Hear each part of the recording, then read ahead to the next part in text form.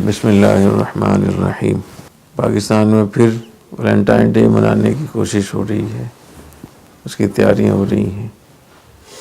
اور یہ اتنی بڑی بدکاری اور فحاشی کا دن ہے، ہر اعتبار سے بہت ہی ہمارے لیے شرمناک ہے مسلمانوں کے لیے کہ یہ کھلم کھلا بدکاری کی دعوت ہے۔ لڑکے لڑکیاں ایک دوسرے کو پھول پیش کرتے ہیں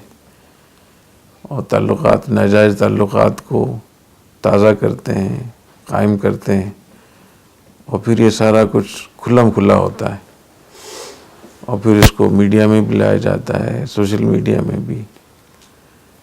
اور بہت سارے سفارت خانے اور بہت ساری تنظیمیں، NGOs اس کا اہتمام کرتی ہیں۔ سیکولر طبقہ اور بہت زیادہ اس میں کوشش کرتا ہے۔ تو جتنے بھی شیطان کے کارندے ہیں وہ اس پہ بھرپور محنت کرتے ہیں، اور یہ ایسی خطرناک چیز ہے کہ اگر فحاشی اور بدکاری کھلم کھلا ہونے لگے اور ایسے معاشروں میں جو اسلامی ہوں، مشرقی ہوں، اور وہاں خاندانی نظام بھی باقی ہو، یہ سب اس کو تباہ کرنے کے لیے سب کچھ ہوتا ہے یہ۔ اور اس پہ جتنی بھی کتابیں لکھی گئی ہیں، جو بھی اس کی تاریخ ہے کہ ویلنٹائن ڈے کہاں سے شروع ہوا ہے، اس میں جتنی بھی اس کی قسمیں ہیں، 7-8 تاریخوں میں یہ دن منایا جاتا ہے۔ تو اور اس کی جو تاریخ ہے، کیسے شروع ہوا، کہاں سے شروع ہوا، تو بہت ساری اس میں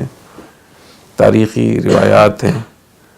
لیکن وہ ساری اس پہ متفق ہیں کہ یہ ایک ایسا دن ہے جس میں ناجائز محبت اور بدکاری اور فحاشی کو فروغ دیا جاتا ہے، اور اس کا کھلم کھلا اظہار کر کے شیطان کو، ظاہر ہے کہ شیطان کو خوش کیا جاتا ہے۔ اس پر بھی سارے متفق ہیں کہ یہ عیسائیوں کا دن ہے، اس لیے عیسائیوں کے دونوں فرقے، کیتھولک اور آرتھوڈاکس، دونوں اس کو مناتے ہیں، اور بہت بڑے پیمانے پہ اس کو منایا جاتا ہے۔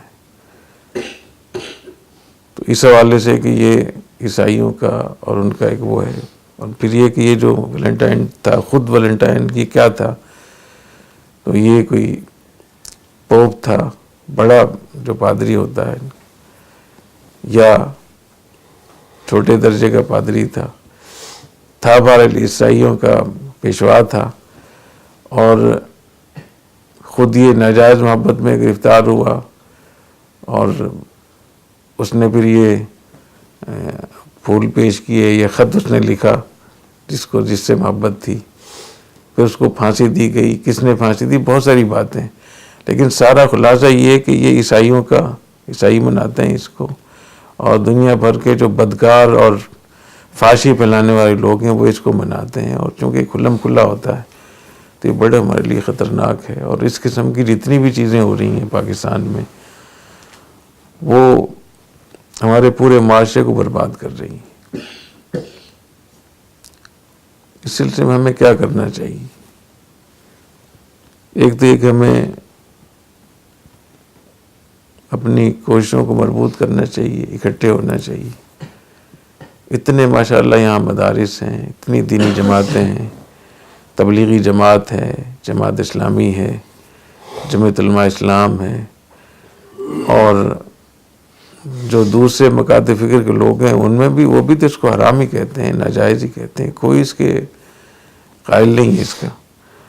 لیکن یہ ساری ہم اکٹھے نہیں ہیں، ہماری کوششیں مربوط نہیں ہیں، بہت سارے لوگ تو ان کی بیداری نہیں ہے۔ تو آپ حضرات جو یہاں جامعہ میں پڑھتے ہیں، آپ حضرات کے لیے بہت بڑا یہ چیلنج ہے، یہ سامنے آپ حضرات کی ذمہ ہے یہ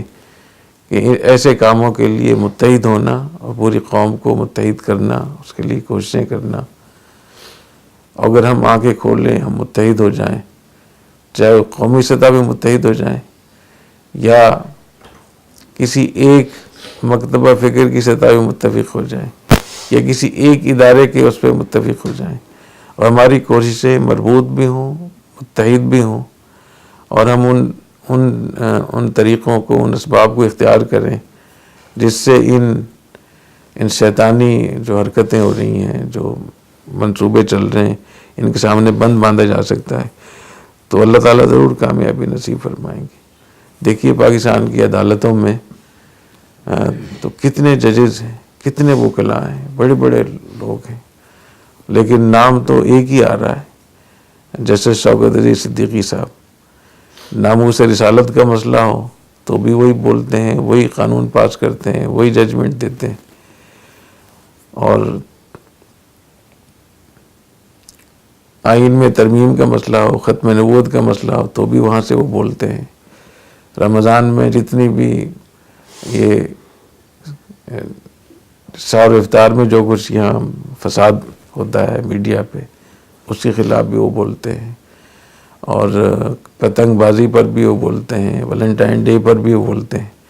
تو ایک آدمی اتنی محنت کر رہا ہے، اتنی کوشش کر رہا ہے، تو وہ اکیلا ہے، تنہا ہے۔ میں سمجھتا ہوں اس کو سپورٹ کرنا چاہیے، ان کے لیے دعاؤں کا اہتمام کرنا چاہیے، اور ان کی تنہائی ختم کرنی چاہیے۔ اور انہی کی طرح کے اور بھی لوگ ہوں گے ہماری اس عدلیہ میں، قانون کے اس میں، تو ان تک ہمیں پہنچنا چاہیے، اور ہمیں قانون کو بھی، قانون کے مطابق قانون عدالت میں بھی جانا چاہیے، میڈیا میں بھی جانا چاہیے، کوششیں بھی کرنی چاہیے۔ تو اللہ تعالیٰ ہمیں اس عریانی و فحاشی کے اس اتنے بڑے سیلاب سے اللہ تعالیٰ ہماری حفاظت فرمائے، ورنہ صورتحال تو اچھی نہیں ہے۔ بالکل بغداد کی طرز پہ چل رہا ہے سلسلہ۔ بغداد میں کہ مدرسے کم تھے، کیا علماء کم تھے، سب کچھ تھے، لیکن وہ غافل تھے، سوئے ہوئے تھے، اور وہ بھی عریانی فحاشی میں لگے ہوئے تھے، اس حد تک کہ عید کا دن آیا تو بغداد میں لوگ باہر نکلے ڈول ڈھمک کے، رقص و سرود میں، اور مغرب میں یاد آیا کہ عید کی نماز تو پڑھی نہیں، خلافت تھی، خلیفہ موجود تھا، اور یہ سب کچھ ہوا۔ اور ایک مرتبہ عید کے دن اتنے زیادہ وہ ناچ گانے میں لگے کہ عشاء کے وقت یاد آیا کہ عید کی نماز تو پڑھی نہیں، چونکہ ایک ہی عید ہوتی تھی۔ اور جب ہلاکو خان وہاں پہنچا، اس نے محاصرہ کیا، تو ہلاکو خان کو یہ خیال ہوا کہ اتنی بڑی خلافت ہے، اتنا بڑا شہر ہے، تو کہیں ایسا نہ ہو کہ ہمارے پاس ہتھیار کم ہو جائیں۔ تو ہلاکو خان نے وفد بھیجا موصل ایک علاقہ تھا، اس کا گورنر پہلے باغی ہو گیا تھا خلیفہ سے۔ تو موصل میں دو چیزیں بہت مشہور تھیں، ایک وہاں کے ہتھیار بہت اچھے شمار ہوتے تھے، اور ایک وہاں کے آلات طرب، آلات موسیقی، یہ بہت اچھے شمار ہوتے تھے، اچھے۔ تو اس وقت میں جب کہ محاصرہ کیا ہوا تھا ہلاکو خان نے، تو خلیفہ اور خلافہ جو حکومت تھی وہ اتنے زیادہ غافل تھے اپنی آخرت سے، اپنے انجام سے، کہ اس وقت ایک وفد حکومت کی طرف سے موصل گیا ہوا تھا کہ ہمیں آلات، اچھے قسم کے آلات، گانے بجانے کے آلات چاہیے، موسیقی کے آلات چاہیے، اور ہلاکو خان کا وفد گیا ہوا تھا ہتھیار خریدنے کے لیے۔ اور پھر کیا ہوا سب نے دیکھا، ابھی تک ہم اس کے زخم چاٹ رہے ہیں، سقوط بغداد کے۔ تو جو کچھ یہاں پاکستان میں ہو رہا ہے، جو ہونے جا رہا ہے جس طریقے سے، اور ہم خاموشی سے ان چیزوں کو برداشت کرتے رہیں، ہم بیٹھے رہیں، تو پھر اس کے نتائج ہم خود بھی بھگتیں گے، ہماری نسلیں بھگتیں گی، دین، ایمان، شرم سب ختم ہو جائے گا۔ اس لیے ان چیزوں پہ بولنا چاہیے، کوششیں کرنی چاہیے۔ وَلَا تَرْكَنُوا إِلَى الَّذِينَ ظَلَمُوا فَتَمَسَّكُمُ النَّارُ، ظالموں کی طرف تم رجحان بھی نہ کرو، میلان بھی نہ کرو۔ وَمَا لَكُم مِّن دُونِ اللَّهِ مِنْ أَوْلِيَاءَ ثُمَّ لَا تُنصَرُونَ، پھر تمہیں کوئی بچانے کے لیے نہیں آئے گا۔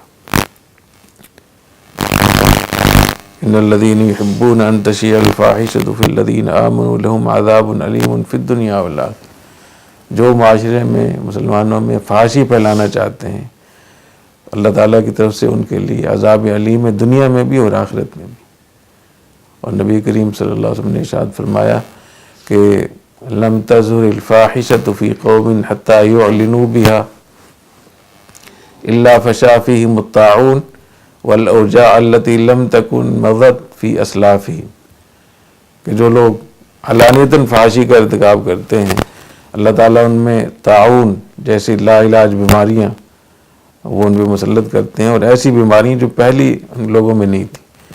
تو یہ کتنے زیادہ یہاں